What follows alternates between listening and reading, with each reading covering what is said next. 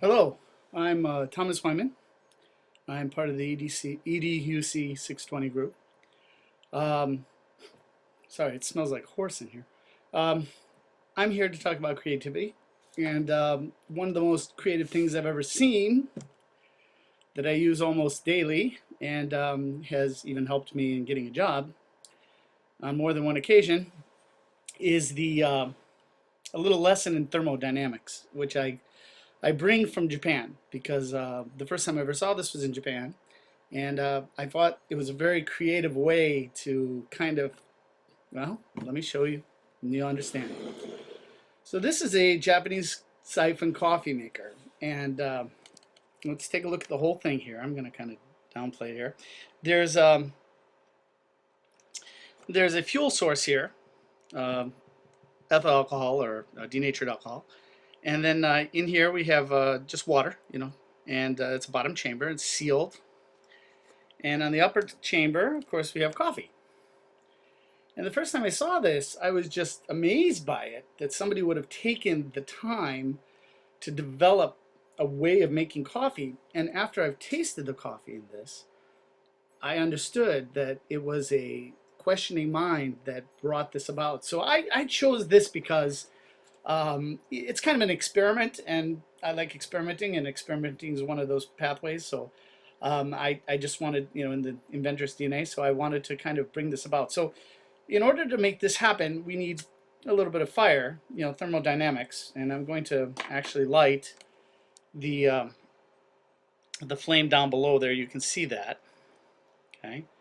And what it's doing is heating up this lower chamber, and it's going to make pressure and heat is work, and work is heat. That's the first law of thermodynamics. And the heat is going to force the water up and into the upper chamber, where it's going to mix up with the coffee grounds. And then when we release the heat, there'll be a moment of equilibrium, and then a thermal change. The bottom chamber becomes cooler, and all the heat is in, and plus there's siphon and gravity involved. It's all going to rush down to the bottom. Now, what makes this creative was somebody had to question, how do you make coffee? And the Japanese, obviously they went around the world, and they're one of the largest coffee importers in the world. And I'm pretty sure that they thought to themselves, well, isn't there a better way to make coffee? Isn't there a more delicious way to make coffee? Maybe if we just have a little bit of coffee, how can we, increase its taste, more quality than quantity? And so I think they went through an observation process. They probably went to the cafes in Europe. They probably looked at espresso machines long before Starbucks ever got their hands on them. They probably thought about all these different ways, but this is the way they came up with. And, I just felt it was excellent. I've shown so many people now that they've asked me and they want to buy their own. A form of networking. I'm kind of helping this company, even though I'm not making any profit by it. And it is an experiment. And as I said, I've used it in the classroom. I've used it to show thermodynamic properties. I think it's a creative process from the result of, observations and maybe even experiences, and all in the pursuit of a better cup of coffee. So here we go. The reaction's about to begin now. We've got the upper chamber starting to fill. You can see it's kind of filling slowly. The water's boiling underneath. We'll take a look-see here. There we go. And as it does that, as it fills up into the upper chamber, unlike American coffee drip machines, where we take hot water and we place it in the, I got to use my high-tech mixing device here. Instead of putting the hot water into the grounds and losing the heat, the Japanese thought about this and said, well, maybe we can keep the heat with the coffee together. Oops, what happened here?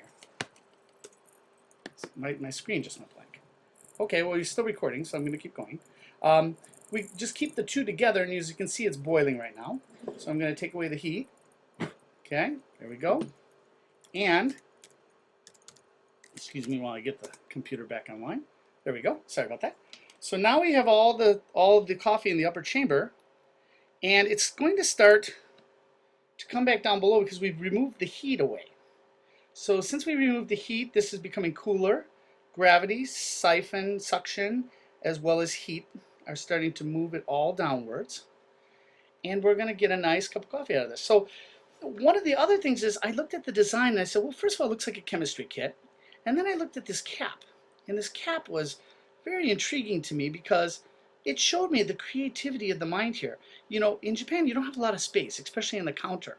So it's pretty interesting if you can take something that's glassware, that's kind of expensive and very fragile. Somebody had to think this through. And they said to themselves, you know, what am I going to do with this upper chamber when I take it out? So let me take out the upper chamber. Okay, so take out the upper chamber. And they said, well, how can I set this down? It's just going to fall, and it might break. It might roll off the desk. So they thought about the creative notion of actually creating a stand for this. So the cup has dual purpose. And of course, if you're not ready right now to drink a cup of coffee, you can let this sit and cool down a little bit. It's got a nice handle on it so you could share with others. And as I always tell the kids, I have to see if the experiment actually worked. And so I just, you know, pour some coffee in there and mix it up a bit. And there you go. I've got thermodynamics, I have creativity, I have all those aspects of the inventor's DNA.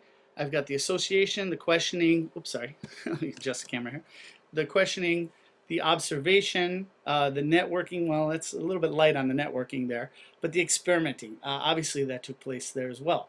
So in the name of science and, you know, Japanese creativity and coffee, thank you. It's real good.